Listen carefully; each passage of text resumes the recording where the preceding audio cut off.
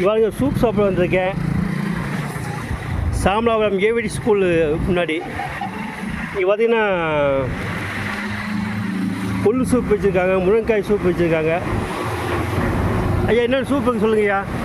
முடமாட்டுக்கால் soup இருக்குங்க, கொள்ளு soup இருக்குது, கருப்பு உளுந்தங்கஞ்சி இருக்குது, அப்புறம் முருங்கை சூப் இருக்குது, நெல்லிக்காய் ஜூஸு, வாழைத்தண்டு ஜூஸு, அப்புறம் ஏபிசி ஜூஸு, தென்பூசணி ஜூஸு, சுண்டல் இருக்குது, முளகட்டின பயிர் இருக்குங்க.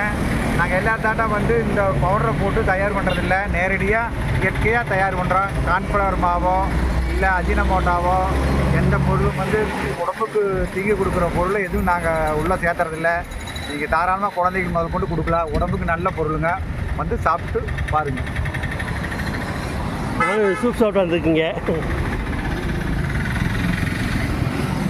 இங்கே பார்த்தீங்கன்னா சாமலாபுரம் ஏவிடி ஸ்கூலு முன்னாடி.